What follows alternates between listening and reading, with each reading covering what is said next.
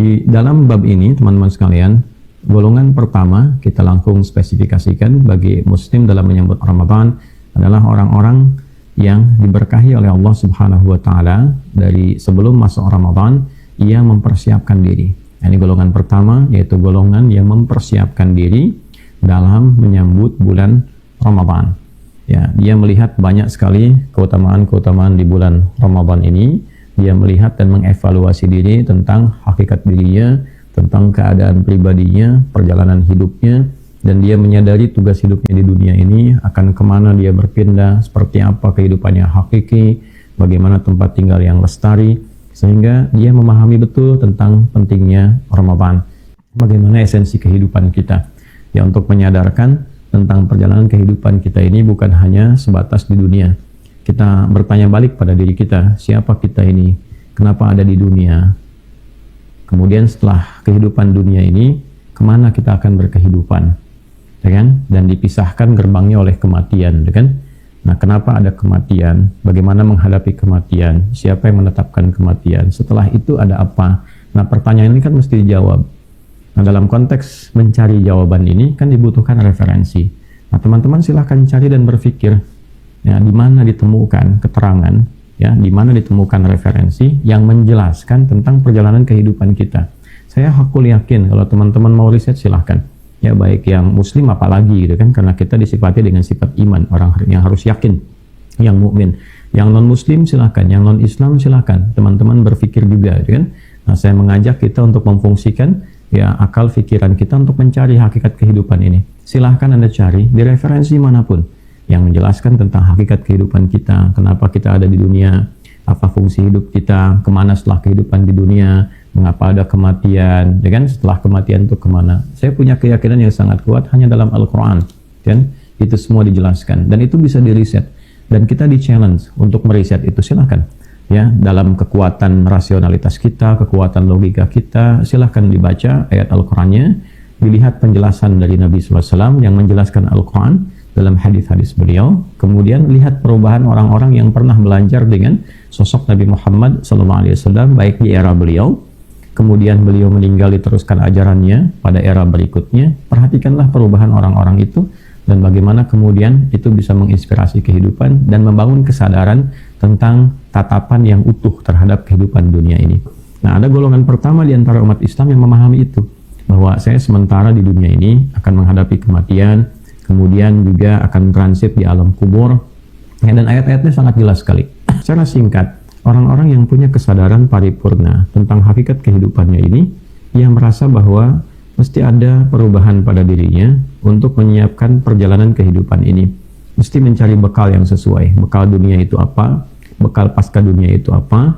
Dan di antara peluang yang sangat efektif, waktu yang terbaik untuk menyiapkan itu, dalam 12 bulan setahun itu ada di bulan Ramadan, 1 bulan penuh, bulan yang sangat istimewa, bulan yang sangat disucikan, berbagai macam perbuatan-perbuatan kotor itu dihilangkan. Ini pemaknaannya, ya, kebaikan-kebaikan kemudian banyak ditingkatkan, sehingga orang-orang ini menyadari bahwa Ramadan itu sangat penting, membentuk karakter moral, membentuk karakter intelektual, membentuk karakter kinerja secara fisikal. Dan dengan itulah kemudian ia memanfaatkan diri sebaik-baiknya sebelum datang Ramadan supaya punya kesiapan paripurna. Inilah golongan pertama. Ya, dia punya keyakinan kuat bahwa Ramadan itu bisa menyucikan hatinya, sehingga Ramadan disebut dengan bulan suci oleh kebanyakan orang-orang Islam di berbagai generasi. Nah, oleh karena itu teman-teman sekalian, pada saat Ramadan datang banyak peluang untuk mendapatkan ampunan di sisi Allah Subhanahu wa taala. Misal hadis-hadis yang sangat viral ini ada di Al-Bukhari, ya. Kalau teman-teman lihat di Al-Bukhari itu 97 topik disebutnya kitab, ya, Kitabul Wahyi, Kitabul Iman, Kitabul Ilmi.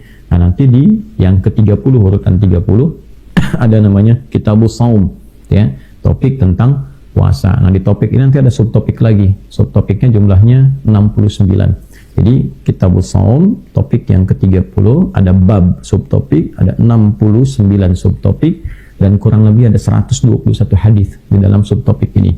Jadi kalau kita kaji urutan-urutan ini, kita temukan banyak motivasi-motivasi yang mendorong pada penguatan spiritual.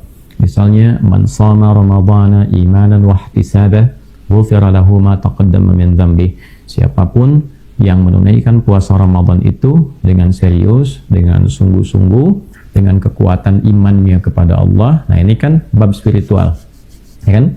Wahtisaban, dia kerjakan karena Allah, dia evaluasi dirinya. Ghufira lahu ma taqaddama min dzambi, maka ia berpeluang mendapatkan ampunan dari Allah atas semua dosa yang pernah ia kerjakan selama hidupnya.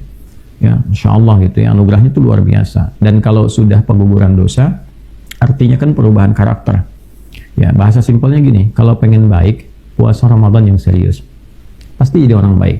Ya, dosa-dosa diampuni. Dosa itu kan pengertiannya adalah akumulasi kesalahan, kan? Berbuat salah, kemudian dalam kesalahan itu ada unsur yang melanggar ketentuan Allah, dia berdosa. Kalau dosanya diampuni, kalau dosa diampuni, artinya ada perubahan dari salah menjadi soleh. Jadi kalau ingin berubah jadi pribadi soleh, dihilangkan salahnya, maka serius tunaikan puasa Ramadannya, ikuti ketentuannya, baca menunya.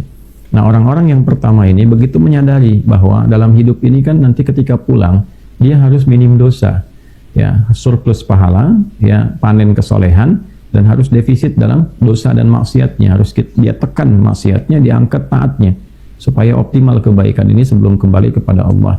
Maka orang-orang ini menyiapkan diri sebelum datang Ramadan supaya dimaksimalkan betul, ya, di bulan-bulan ini sebagai persiapan. Maka golongan yang pertama ini berusaha mendapatkan kebaikan-kebaikan di bulan Sya'ban, menata dirinya semampu yang dia lakukan. Karena merubah kebiasaan itu tidak mudah. Jadi tidak harus ukurannya melihat orang yang langsung tinggi amalan, tidak. Mungkin ada beberapa yang penyesuaian, sampai kemudian intinya dia bisa beradaptasi, meningkatkan kebaikan saat masuk awal Ramadan. Ya, setiap nanti masuk berubah dari hari 1 ke 2 meningkat, 2 ke 3 meningkat sampai ke ujungnya. Ya, jadi intinya golongan pertama Muslim yang menyadari esensi Ramadan, yang menyadari keistimewaan dan manfaat Ramadan, maka dia menyiapkan dirinya dengan baik untuk menyambut Ramadan itu. Itulah sebabnya sering kita dengar doa-doa yang tersambung dari para ulama dengan riwayat-riwayat yang sangat banyak sekali, saling melengkapi. Ya, walaupun di sanadnya itu ada Ziyad An-Numairi, kalau saya tidak keliru itu, yang divonis agak bermasalah gitu kan, dari segi sanadnya agak dhaif, tapi dhaifnya ini dalam fadailul amal yang bisa diamalkan. Ini ulama hadis sepakat di sini. Ya, jadi jangan serta-merta menyimpulkan begini, kalau dhaif nggak bisa dipakai gitu. Enggak, itu ada babnya teman-teman. Di bab apa nggak bisa dipakai, kan? Lalu yang kedua ditinjau juga, kalau ada satu riwayatnya ini dhaif, ada nggak riwayat lain yang menguatkan? Ya, misalnya satu sisi ini dhaif, lihat riwayat lainnya. Oh, ternyata ada sosok lain, sehingga dari semua sosok ini saling menguatkan riwayat itu. Ya, kalau ulama saya mempermisalkan begini, kalau ada orang jalan, kakinya cedera misalnya kan, ya, terus lihat dia pakai tongkat nggak sehingga bisa jalan lagi. Terus kalau pakai tongkat ada nggak temannya gandeng lagi gitu, sehingga ketika digandeng sama temannya yang tidak cedera, dia bisa berjalan dengan cukup lebih baik. Nah, ini diibaratkan, diilustrasikan seperti itu. Kemudian babnya juga dilihat, apakah babnya dalam akidah, apakah babnya dalam ibadah yang mahdhah seperti salat misalnya, atau babnya hanya fadailul amal, keutamaan amal, ya, tambahan-tambahan keutamaan amalan. Nah, ulama sepakat, ulama hadis, bahkan kita yang belajar ilmu hadis juga tentu sangat mengetahui tentang bab ini, bahwa dalam hadis-hadis yang terkait dengan fadailul amal, hadis-hadis dhaif itu isinya masih bisa digunakan, kan? Nah, dan ini disebutkan riwayatnya bahkan oleh para ulama, riwayat-riwayat yang saling menguatkan. Apa diantaranya adalah doa yang dimohonkan kepada Allah dari bahkan sejak bulan Rajab itu. Allahumma barik lana fi Rajab wa Sya'ban wa ballighna Ramadan. Ya Allah, anugerahkan kepada kami keberkahan di bulan Rajab dan Sya'ban, serta sampaikan kami kepada bulan Ramadan. Ya.